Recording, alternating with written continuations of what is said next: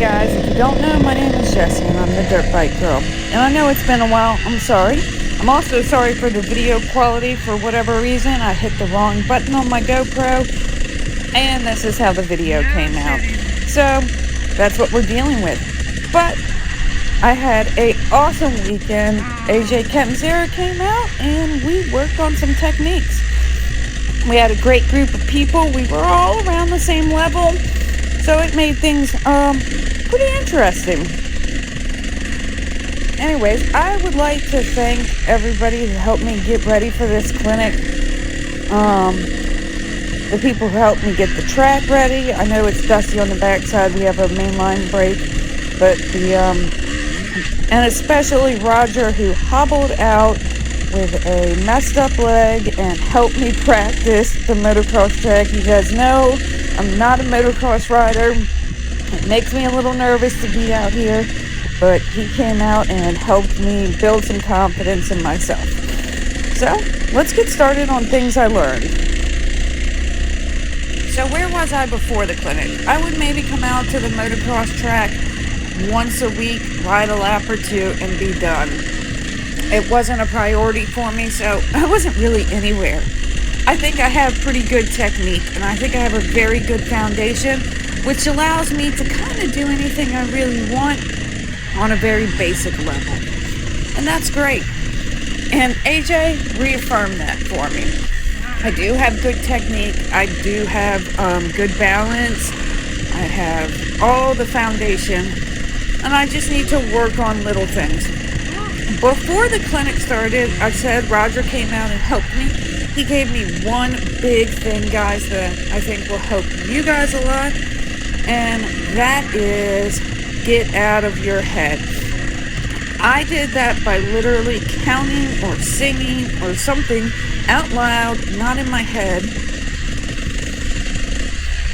And that really did help me stop thinking about, especially approaching something like this Daytona turn up here. It helped me stop thinking about the 500 things that I needed to do to make this turn happen. So it just allowed me to focus on what I already know I need to do, the muscle memory I have, and make it happen. I cut this corner because I had some other stuff going on behind me. So Roger, when you see this, I know I didn't take the line you suggested, but I had some other stuff happening behind me at the moment. Anyways, so let's get into it. Right now we're just doing a free ride, getting used to the track and getting comfortable, and I needed this. I was nervous coming out here. Okay, now let's get into it. So the first thing he did was fix everyone's position so that we were all standing in the attack position. And he is a big believer in standing a lot. And if you've ever come take my class, you know, so am I. I strongly believe in standing.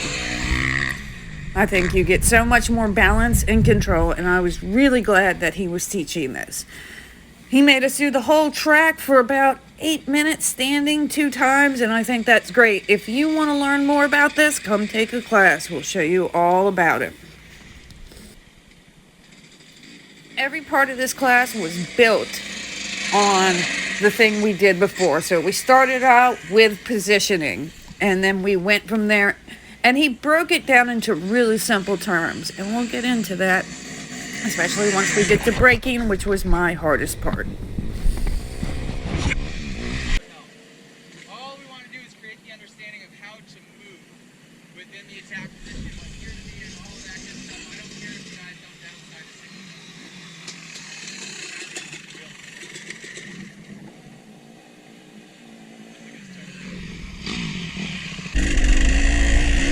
So just keep things simple. Well, that's easier than it sounds, you know, especially once we start learning some more advanced techniques. We all want to apply them all the time. So right away, I love this. I'm about to do a series on turning, and I'm going to do one video a week where we're just working on one technique at a time until we get it really down. because I find that most people are having trouble in their turning, and it's because they're making it way too complicated. And you can't make a good turn if you're trying to think about the 50 things you need to do to make a good turn. You need to get each thing down individually and then move on. So here we are, we're all standing. The other thing I really loved about AJ's clinic is he just asked that you try. He made everything really simple, broke it down to its bare minimum form, and then he asked, just try to do it. So here we are going around the backside of the track over to the anthill. And I just fell on this anthill this week, bruised up my leg real bad, and now he's asking me to stand for it. And I did it, guys, I did it. I just tried. I tried not to overthink it, and I tried to just focus on what I needed to focus on. Just stand for it. That's it. Don't worry about anything else. Just try and stand. And I managed it. We got some more video of some of the other guys riding around. This was hard. One of the things I want to say about doing this standing exercise for the first time is I found one of my ankles was hurting more than the other. He said you feel it in your lower back, and I did feel it in my lower back, but I found I was shifting a lot and I was putting a lot of weight onto my right ankle. And then when I was braking a lot, I was doing the opposite. I was putting a lot of weight on my left ankle, and my ankles were not happy about it. And some of us don't have great ankles. That's where I was really feeling it, and it was stressing me because I have really bad ankles from riding horses. So as soon as I started feeling, especially my right ankle where I fell a lot, as soon as I started feeling that pain on that side, I started messing with my positioning and not doing what I was supposed to be doing. And that's fine. That just means that I need to build strength. That's what I need to work on, is building strength. And I will. I'll build strength and keep working on my right ankle and building strength. I'm not there yet, but I will get there. Don't ever get discouraged. It just means you need to work on something. You want to use the front and the rear brake together. The front brake is a lot of your stopping power, but it's useless without the rear. The rear brake is kind of our anchor, is what I like to call it. So it plants the motorcycle to the ground to be able to utilize the front brake to get the bike to stop. If we're just using just the front brake to try to stop, and we're not using any rear, especially in conditions like today, it's not going to work. We're going to be waiting the front, get that really aggressive night.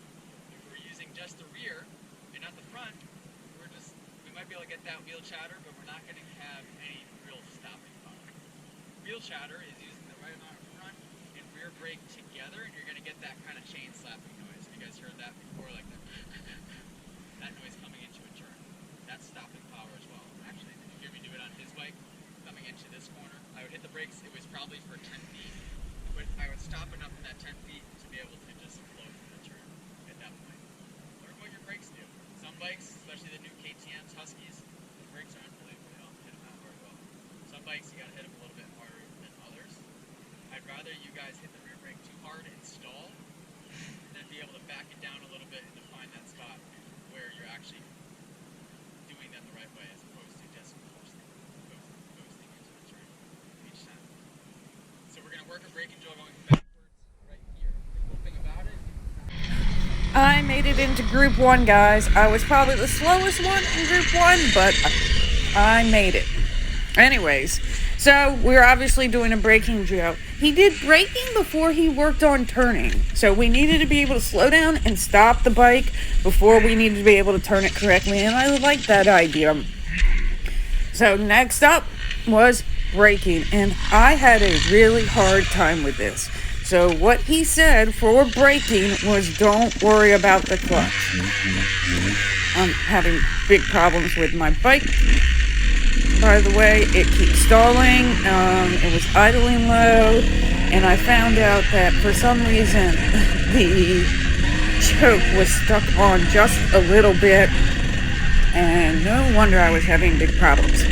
But anyways, so here we go. We're working on braking drills, and I have a real problem with this because all my muscle memory is set up telling me to pull in that clutch, shift down, and brake. And the reason he doesn't want you to pull in the clutch is because then you're freewheeling and you're not using the engine brake to help you slow down. And this was really hard for me. Immediately when I changed up my muscle memory, it was like I forgot how to do everything else, and I had to like seriously concentrate on what it was I wanted to do, each little step. But overall, I really like the idea of this because it's really simple. All I need to focus on is brake shifting down and braking, and that's a lot to focus on. But I don't have to worry about the clutch. I don't have to worry about anything else. Just shifting down and braking. So this was really hard because of my muscle memory. But I like it overall. And by the last pass, I really get this. And you can see I'm really struggling. Even I made myself take my hands off of the clutch completely and put it back on the bar so I wouldn't be tempted. And even when I did that, the first thing I did was pull in that clutch. So it's something I really got to work on. But it's a great technique and I really like it.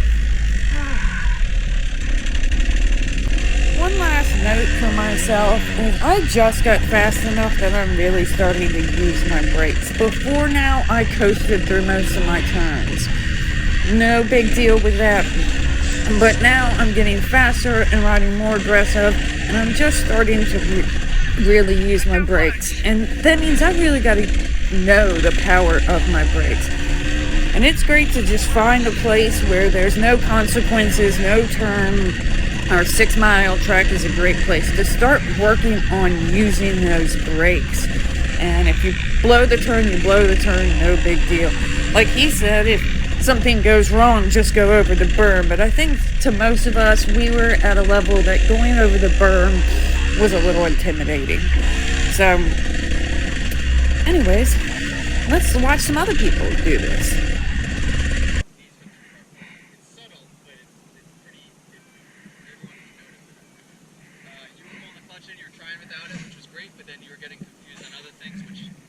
Yeah. You're trying to break that habit.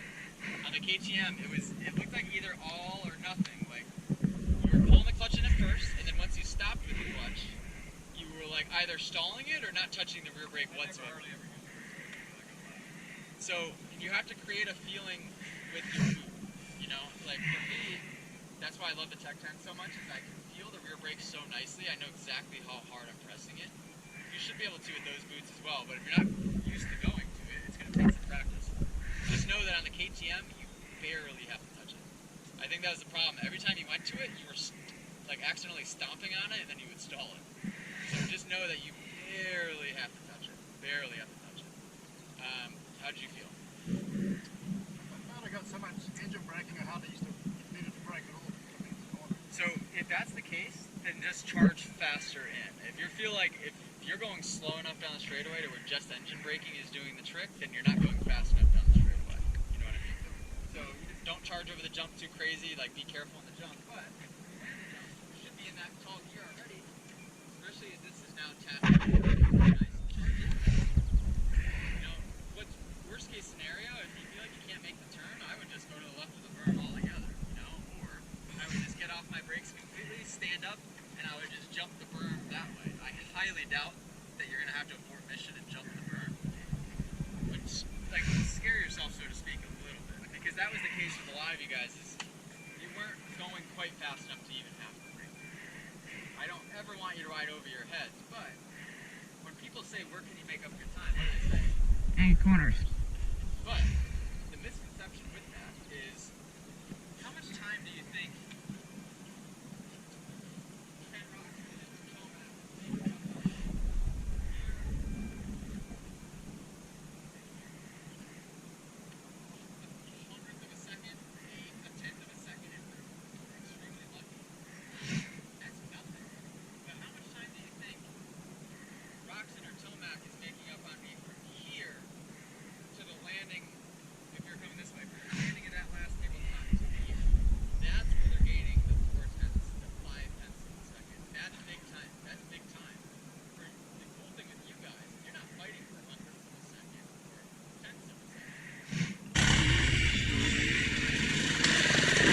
Okay, so here goes group 2 to work on braking drills.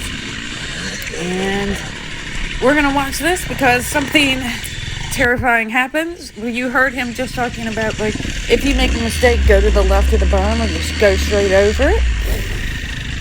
And here is one drawback to not pulling in your clutch. And I don't know if it's going to happen on this lap or in a couple of laps. But yeah, he's right. And I wasn't pushing myself quite hard enough to really scare myself. Because the last time I did a braking drill in a clinic, I crashed my brains out.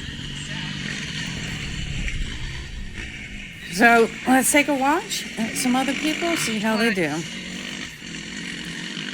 Okay, I'm slowing this down so we can watch someone get whiskey throttle. It's almost 12:30. We're about to take lunch. There's waters and Gatorades. Watch closely. Right here you'll see the green bike, him sitting toward the back of the bike right now. And you'll see it wheelies a little. There's where whiskey throttle starts. And of course, he's now out of control, but he does everything right, braces for what's about to happen, goes off the berm in a big way, and lands and saves it. Amazing job, Brian.